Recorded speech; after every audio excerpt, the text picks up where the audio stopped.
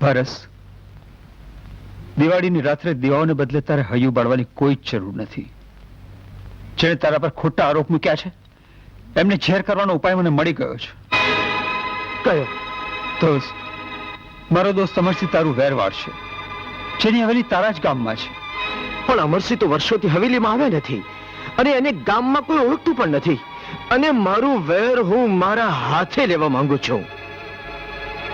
તારું વેર તારે તારા હાથે જ લેવું છે ને? હા. તો અમરસિંહને તો હું માત્ર હાથો જ બનાવીશ. ભાણીબા, રમો છો? તે રમે જ નહીં, બાપનું ઘર છે. હા, રમો રમો, હા રમો. એક ખાટકીની મોટી બેન ક્યાં હાલે મને પૂછા વગર? ભાણીબા, આજે 11 છે ને એટલે મંદિરે પૂજા કરવા જાઉં છું. એટલે મંદિરે પૂજા કરવા જાઉં છું. કાળી ચૌદશ, તું મંદિરે જઈશ તો ભગવાન પણ ભાગી જશે ને ઘરમાં બધું કામ પડ્યું છે એ કોણ કરશે? તારી બનો ઘરવાળો? નહીં, હું જ કરીશ, હું જ કરીશ. પૂજા કરવા હું ને માં જશું. તું રસોડા ભેગી થા. હા ભાણીબા. સાંભળ, આજે શીરો બનાવજે, હા. પણ તારા જેવો લુખ્ખો નહીં. ઘી બરાબર નાખજે, નહીં તો અડદની દાળ બનાવજે, પણ તારા જેવી મીઠા વગરની નહીં. નહીં તો સમજી ગઈ ભાણીબા. બાજરાના રોટલા બનાવજે, ગાળાના પૈડા જેવડા. તારો ડોચો જેવડો નહીં. નહીં તો ને એક દોણી ભરીને છાશ મારા માટે રાખજે. રાખીશ. માખણ તો આવી નહીં લેતી, નહીં તો હોશ તને વલોવી નાખે. ચાલ ભાગ. સાંભળ, શું? ઓલો બબુચક ક્યાં ગયો છે? મુઓ કોણ? મારો મામા. એ અહીં છું ભાણીબા. તમે પોતા કરવાનું કહ્યું તું ને, પોતા કરી રહ્યો છું. હવે પાણી વગર ના તો પોતા જ કરવા પડે ને કે મમ્મી? આહા, ખરી વાત છે, ખરી વાત છે. ને આ પણ પોતું કરી લેજે. હા ભાણીબા, ત્યાં પોતા કરી દઈશ. નહીં બોલું, કરી દઈશ. હે નાથ નારાયણ વાસુદેવ શ્રી કૃષ્ણ હરિ. હે નાથ નારાયણ વાસુદેવ. એ જમણી, ઝટઝટ પગ ઉપર આમ રાજરાણીની જેમ પગલા માંડીશ ને તો આ બધા કામ કેદી પતશે? હે હે હે નાથ નારાયણ. રેવા દે અમૃત, રેવા દે બેટા, હું ઉપાડી લઈશ. રેવા દે બેટા, કહું છું. ઉપાડી લઈશ. એ અમુડા, હે એ ઉપાડ ઉપાડ, ઝટ ઉપાડ, નહીં તો મારા જેવો ભૂંડો કોઈ નથી. શેઠ, આટલું નાનું બાળક કેમ કરીને ઉપાડે? એના બદલામાં હું વધુ કામ કરી લઈશ. હવે કામ તો બે કરવું પડશે. કરજ બાકી છે એટલે રોજીનો કોઈ સવાલ નથી, પણ રોટલોય બંધ કરી દઈશ. એ છોકરા ઉપાડ, નહીં તો.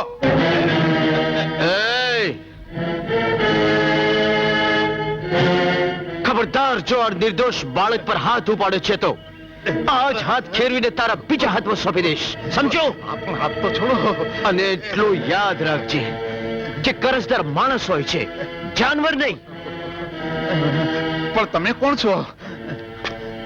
હું આ ગામમાં ઉગમણી દિશાએ આવેલી હવેલીનો માલિક છું ને મારું નામ છે અમરસિંહ.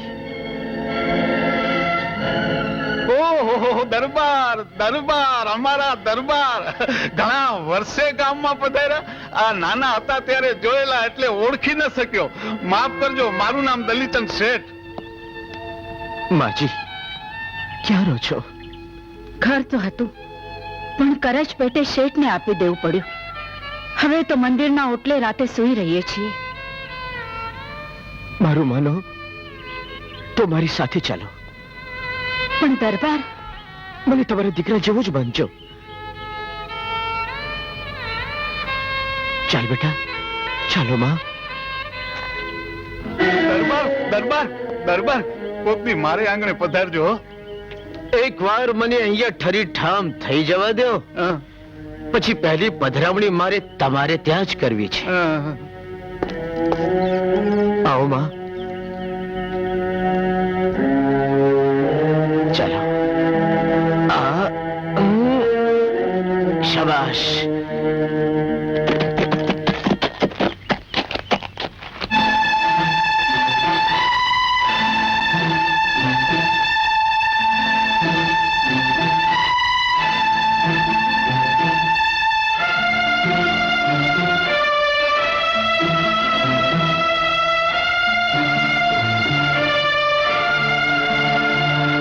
કોણ પારસ?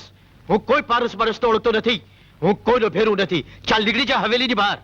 અરે તું ચહેરો બદલી શકશે ગાંડા, પણ ચાલ નહીં. હવે કેવો ચહેરો ને કેવી ચાલ, કહું છું નીકળ અહીંથી. અરે ગાંડા, આ ભીખા પગીએ કોઈ બીજાનું પગેરું કાઢવામાં ક્યારેક તાપ ખાધી હશે,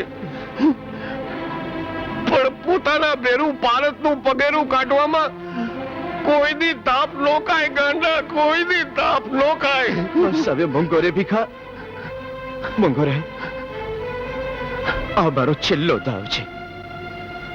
હું અમરસિંહ બની મારી ભાભીની આંખોમાં મને હત્યારો બનાવનાર એક જણનું વેર વાળીશ.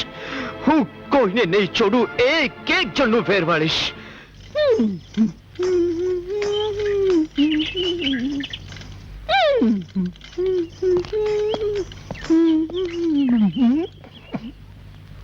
અરે મુઆ, વચ્ચે શું ઊભો છે? માર્ગ મોકળો કર, તારી બાને જાવા દે. મને ના ઓળખ્યો? અરે તારા જેવા તો 1700 રસ્તામાં રખડતા હોય છે, બધાને શું ઓળખું? તો પછી આને જોતા જ તું મને ઓળખી જઈશ. અરે આવી વાંસળી વગાડનાર તો ગામે ગામ ભટકતા હોય છે. એ તો આ લે મારી સાચી ઓળખ. આલે ગુંદરિયા, મને લાગે છે કે તું માર ખાધા વિના તંત નહીં મેલે. હવે આગો ખસ, નહીતર એકદમ હાથની અડમો. રામાપીર, તું મને ઓળખ કે ના ઓળખ, પણ હું તને સારી રીતે ઓળખી ગયો છું કે તું પદ્માવતી નથી. બોલ, કોણ છે તું? અરે બોલ. છોડ, તું તો મારો હાથ ખેડવી નાખીશ.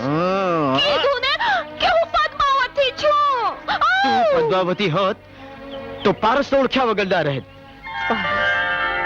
પારસ, મારી બેન પદ્માવતી કહેતી હતી, એ જ પારસ?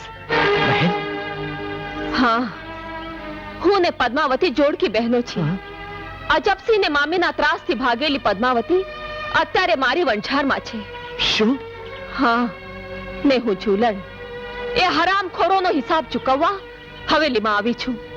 હિસાબ તો મારે ચૂકવવાનો છે, મને અને મારા કુટુંબને તારાજ કરનાર દલીચનનો. તો આજથી તારા વેરી એ મારા વેરી. 3 4 દલીચન શેઠ, દલીચન પાંચ. શેઠ, દલીચન શેઠ, હા. દલીચન શેઠ. હા. અરે પદ્માવતી, તું અત્યારે અહીં મધરાતે? હા શેઠ, મધરાતે તમારું કામ પડ્યું છે. હે? હા. તું અકળાય છે શું કામ? એક કામ કર, બેસ નિરાંતે, બેસ બેસ બેસ બેસ બેસ.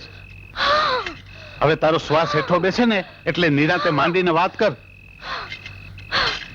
શેઠ, તમને જોયા પછી હવે મારો શ્વાસ હેઠે નહીં બેસે, ઉલટો ઉપર ચડવા માંડ્યો છે. ઉપર ચડવા માંડ્યું છે? એમ કેમ થયું? શેઠ, મને અજબસિંહથી બચાવી લ્યો. હું એની સાથે લગ્ન નહીં તો કરું. પછી તું કોની હારે લગ્ન કરવા માંગે છે? સાચું કહો શેઠ, કે સાચું કહો. કેને? જાવા દો, મને તો શરમ આવે છે. હવે કેને? કીધું ને મને શરમ આવે છે. હવે શરમ છે નહીં, હું તો તારા વડીલ જેવો છું. વડીલ? હા.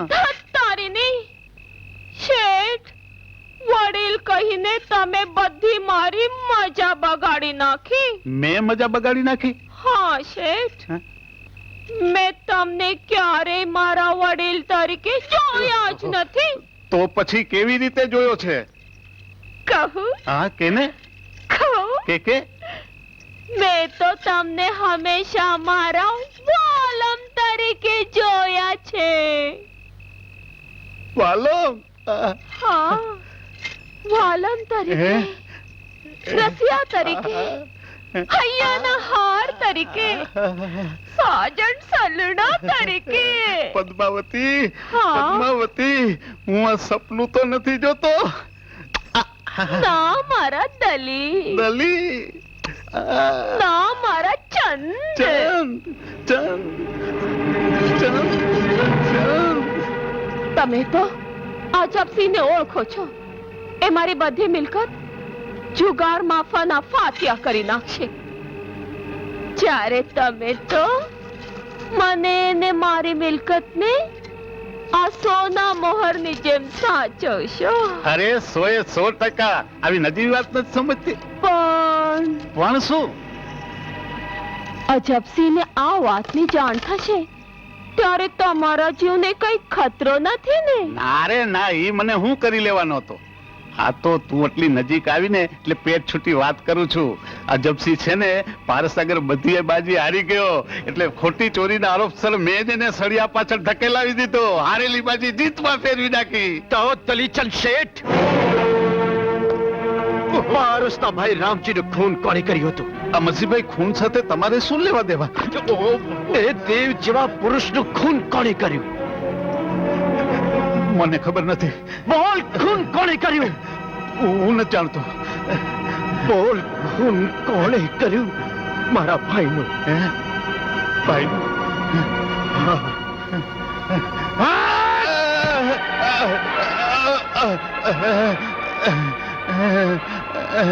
હા દલીચંદ, હું રામજીનો ભાઈ પારસ. હું એ પદ્માવતી નહીં પણ એની જોડકી બેન ઝૂલણ છું. પણ પારસ, આ બધું શું છે? તારા પાપને ખાડામાં દાટી રહ્યો છું. દીકરા, તમારા બેયના સમ ખાઈને કહું છું, રામજીના ખૂનની મને કાંઈ ખબર નથી. હું તો સાવ નિર્દોષ છું. નિર્દોષ તો હું હતો દલીચંદ, તોય તે મને જેલમાં ધકેલી દીધો. આ તારા પૈસાના જોરે. દીકરા, મને માર નહીં. તું કહેતો તો તારું કરજ માફ કરી દઉં, તારું ઘર પાછું દઈ દઉં, અને તું કહેતો હોય તો મજાની હવેલી બંધાઈ દઉં. એમાં એ મજાનો આનંદથી રહે ને લીલા લેર કર. મને માર નહીં ભાઈ સાહેબ, મને મૂકી દે. હજી ઘણા કામ બાકી છે. આ શું કરે છે? આ શું કરે છે? આવું નવો. દલીચંદ શેઠ, પૈસો છે તો બધું છે ને? ના બેટા ના, માણસ છે તો બધું છે બાપા. બહુ વાગે છે, મારા પૈસા મને વાગે છે. પારસ રહેવા દે. મોટો પૈસો પગારમાં અને પેલી સિવિલે પગારમાં જેવા દે.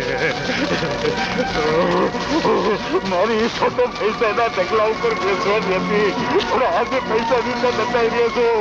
મારા સામે તો પાપનો પૈસો છે, ભૂલે ચૂકે ક્યાંય વાપરતો નહીં.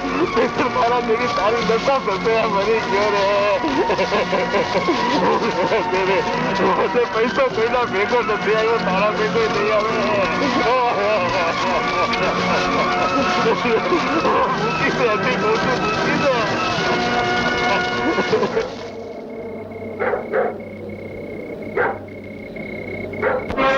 શું વાત કરો છો પોદાર સાહેબ? આ માછલી તમને દલીચંદ શેઠની લાશ પાસેથી મળી આવી? હા. તો જરૂર એ પારસ હોવો જોઈએ. પોદાર સાહેબ, ઈ એના ભાઈનો બદલો લીધા વગર નહીં રહે. તમે ગમે એમ કરીને પકડી લ્યો. એનો હાથ આપણી ગરદન સુધી પહોંચે એ પહેલા આપણે એનું ગળું મળી નાખીએ.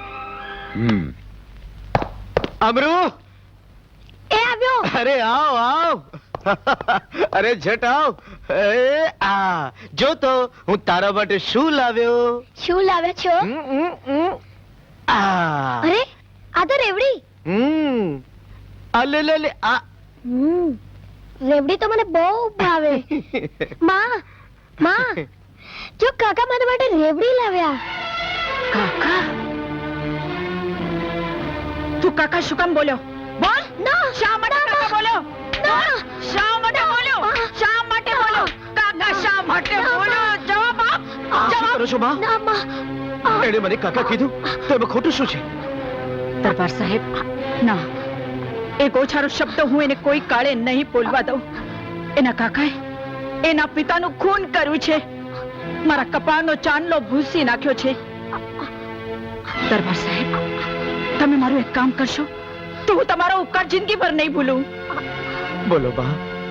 સાહેબ, તમે તો આ પંથકના સૌથી વધારે વગદાર માણસ છો.